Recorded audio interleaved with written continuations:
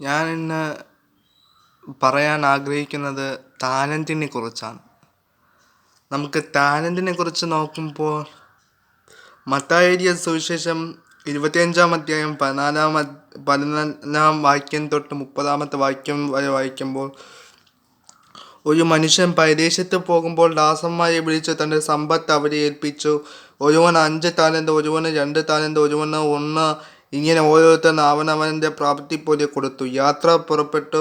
5 താലന്ത് ലഭിച്ചവൻ ഉടൻ ചെന്ന് വ്യാപാരം ചെയ്ത് വേറെ 5 താലന്ത് സമ്പാദിച്ചു. അങ്ങനെ തന്നെ 2 താലന്ത് ലഭിച്ചവൻ വേറെ 2 നേടി. 1 ലഭിച്ചവനോ പോയി നിലത്ത് ഒരു കുഴി കുഴിച്ച് യജമാനന്റെ ദ്രവ്യം മറച്ചു വെച്ചു. വളരെ കാലം കഴിഞ്ഞ ശേഷം ആ ദാസന്മാരുടെ യജമാനൻ വന്ന് അവരുമായി കണക്ക് തീർത്തു.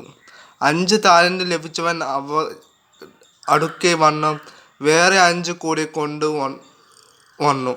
യജമാനെ, 5 താലന്തല്ലോ എന്ന് ഏൽപ്പിച്ചത്, ഞാൻ 5 താലന്ത് കൂടി നേടിയിരിക്കുന്നു എന്ന് പറയും. അതിന് യജമാനൻ, നന്ന് നല്ലവനും വിശ്വസ്തനുമായ ദാസനെ, നീ അല്പത്തിൽ വിശ്വസ്തനായിരുന്നു, ഞാൻ നിന്നെ അധികത്തിനും വിചാരനാക്കും.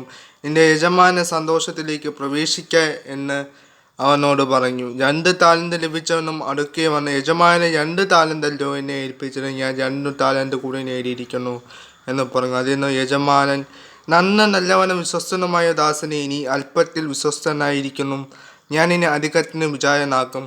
നിന്റെ യജമാനന്റെ സന്തോഷത്തിലേക്ക് പ്രവേശിക്ക എന്ന് അവനോട് പറയും.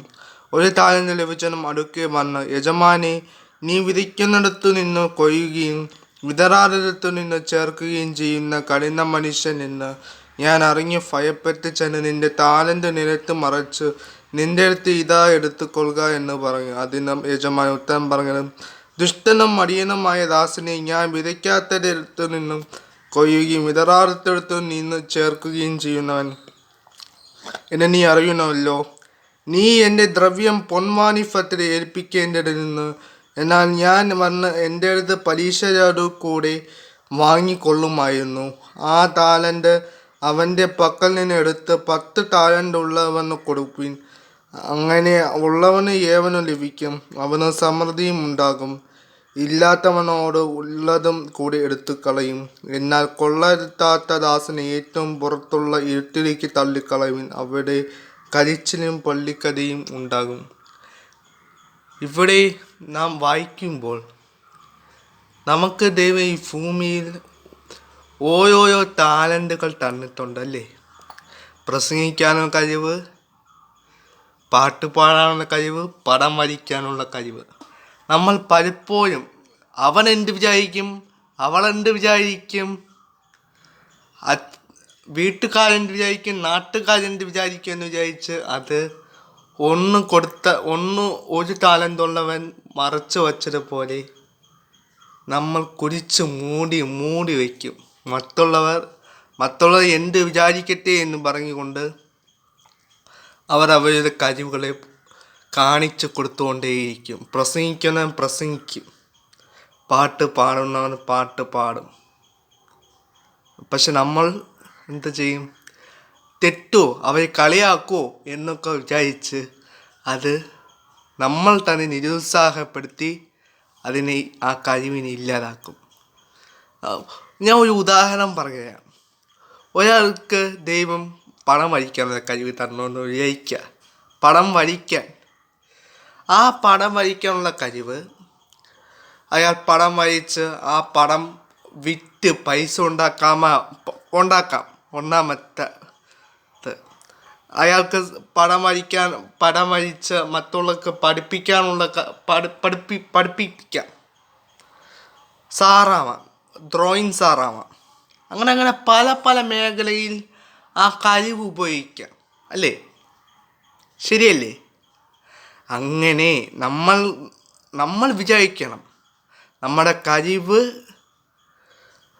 മറ്റുള്ളവർ എന്ത് വിചാരിക്കും, എൻ്റെ അച്ഛൻ എന്ത് വിചാരിക്കും എന്ന് വിചാരിച്ചിരുന്നാൽ നമ്മൾ ഇവിടെ ഇരിക്കും, മറ്റുള്ളവർ അങ്ങോട്ട് പോവും. അങ്ങനെ ആവരുത്.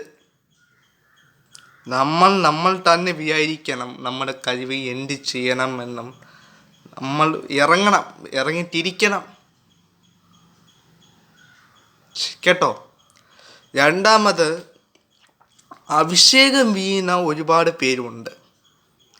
അവർ വിചാരിക്കും ഒതുങ്ങിക്കൂടാം, സഭയിൽ ഒതുങ്ങിക്കൂടിയിരിക്കാം, മറ്റുള്ളവർ പോട്ടെ. അവർക്ക് അവസരമൊക്കെ കിട്ടും, പക്ഷെ അവർക്ക് പേടിയാണ്. ശരിക്കും പറഞ്ഞാൽ പേടിയാണ്.